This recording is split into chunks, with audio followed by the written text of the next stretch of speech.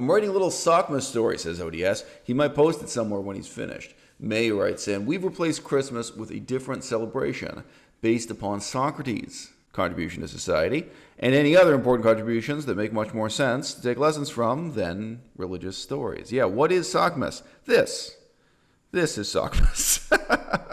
It's an illustration made by ODS's sister, apparently. Another viewer of the channel writes in and says that he did Socmas a week ago. For some ideas, quote, I read The Clouds by Aristophanes aloud. Made Greek food. This is vegan Greek food, I suppose, which is always a creative challenge. Made sock puppets. Ah, nice play on words there. Socrates puppets, but also sock puppets. A theater board and wrote a play. My girlfriend and I performed it, the play, for some friends and family.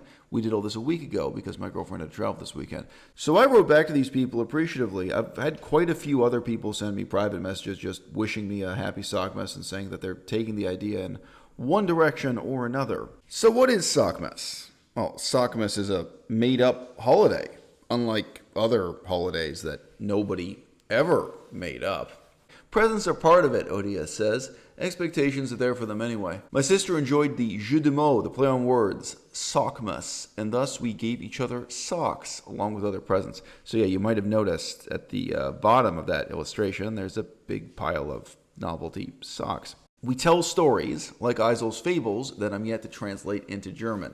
Yeah, the very first Socmas was kicked off with a set of stories that I illustrated myself very rapidly. I did all the illustrations in one sitting, whereas writing the poems took rather more time. And for years now, I've been trying to get an illustrator to proceed to publishing that as a proper book. But yeah, it's a cycle of stories, and coincidentally or not, I have a series of hand puppets so that I can perform each of these stories. The stories are variously called Socrates and the Fox, Socrates and the Pig, Socrates and the Raccoon, so on and so forth. But yeah, the very first Socmas was inaugurated with this set of fables that gave people a sense of the spirit and purpose of inventing the holiday. So ODS says, we tell stories like Eisel's fables and think about how to live our lives. And a friend and I read a Socratic dialogue by Plato and discussed it. Yeah, definitely a good use of the vacation. My daughter's too young for that sort of thing, but sure, actually teaching people about and reflecting on both the good and the bad of the history and legacy of Socrates. I may spend Socmas myself reading this book Nemesis, which is examining the political legacy of Socrates. He says, I guess we could draw as well. That would make it more creative.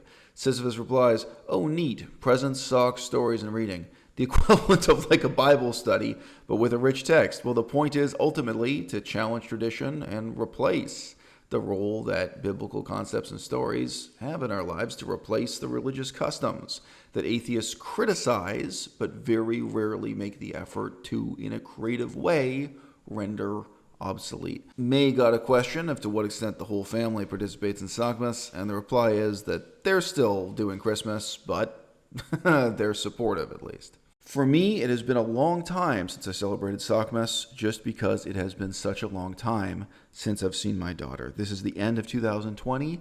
I now haven't been in the same room with her for fully 2 years. And yeah, if it makes you feel any better, I've got a team of lawyers on the case right now. There is some plausible hope that my divorce and child custody situation will rapidly improve in the next few months. Hope is a difficult thing to have in moderation. You should have neither too much nor too little in this case.